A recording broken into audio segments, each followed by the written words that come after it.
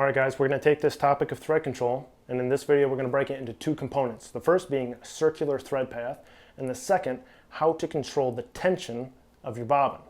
Gunnar Bramer here with Bramer's Custom Flies. Let's do this. Now before we jump into kind of bobbin design or tying with more or less pressure and hand positions, I need to drive home the point that your thread path, the path of your bobbin nose, needs to be circular. It needs to be nearly perfectly circular. And if it's not perfectly circular, it needs to be under tension at all times. And this is what I mean. If you were to look down the eye of a hook, right? So there's your hook eye, there's going to be your bend, this is going to be your point with your barb. So you're looking straight at it, so you can't see any of the length or the gap. This would be your gap, right? The point of the hook is right here, that's your hook eye. Your thread bobbin should draw a perfect circle around that all the time when you tie. Should be non-stop circular. And the reason why is because if you have a circular path, you have a constant tension path on that thread so that no slack can get in between you and the hook shank or you and a material.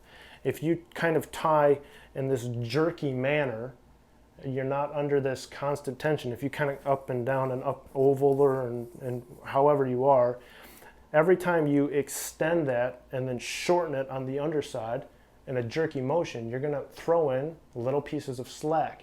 And then when you go to straighten them or pull them out, the thread is going to be able to slip against the material. You're going to get spin on the shank. You're going to get materials that can pull out. It's not going to be this constant tension system. And constant tension is what thread control is all about. So when we go over tying with more pressure, tying with less pressure, locking up a bobbin and pulling as hard as you can, all of these things have to be able to exist under constant tension without slack ever entering the system.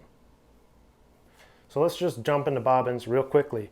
I tie with a very simple, straightforward Griffin, that's the manufacturer, bass saltwater bobbin. That typically indicates that it's a long tube so that you can get to the rear bend of a long shank saltwater or bass hook, right? So it's just basically designed for streamer tying.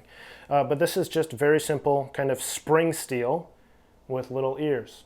And this steel obviously is at a narrower distance than a bobbin spool, so that when you push the spool in, it forces these ears apart and they have tension and pressure against the spool, which controls your baseline tension for your tying. Now you can deform these and squeeze these together and get a little bit extra tension, or you can pull them apart and plastically deform that wire so they have less tension, or you can take your thread and you can wrap it around instead of your thread going straight through your tube. You can wrap it around this one of the ears so that you have tension on your thread moving around the steel to increase the friction as well. Let me thread this real quick. So that spring tension of the ears of the bobbin pushing into that spool should be like this happy medium, right? You should need to tie with more and you should need to tie with less, but it should be like the average. Now the easiest example is when I start this thread. In the previous video that you just saw, I'm going to do my 4 wraps forward and back, and I'm going to reef on that. Now when I reef on that, I am grabbing my spool with my fingers and locking it in place so that it can't rotate, right? You see it rotate right there. There's no rotation in that bobbin when I pull as hard as I can, just because I grabbed it.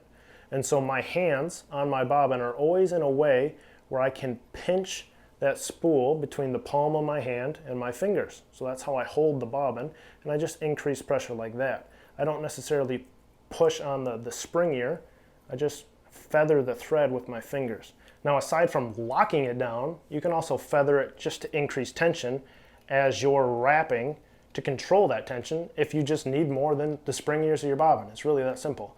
Now for tying with less tension, I think the best way to showcase it is a legit example of a case where you would use less tension to control, say, flare. So I have a piece of bucktail tied in, locked down. Now, how to do this exactly is what I'm going to cover next, so don't worry about that. We're talking about thread tension and tying with less pressure. Now, if I were to try to control the flare and spread of this bucktail with my thread tension, the tension of my bobbin might be too high, and as I wrap back, that bucktail might continue to flare and flare and flare and flare and flare. I don't want that. I want that bucktail to kind of slick back and make a nice little tail section. Now what you can do instead is in order to tie with less tension than what the bobbin has, you have to pull out thread, lock it, keep a circular thread path. It has to be perfectly circular. And now, because my bobbin's not spinning, every time I go around that material, the circumference is eating up thread. And you'll see my bobbin nose get closer and closer and closer and closer. And you can see how the bucktail is slightly collapsing. Now here, I'm right against the bucktail. And if I were to pull out more thread, the bobbin tension in the spring ears would cause it to flare again. So I can back off 1 or 2, get back onto my thread base, pull out more, and let the circumference of the hair eat up my thread until I have this all the way collapsed at a very happy point, and then I can wrap back and tie off.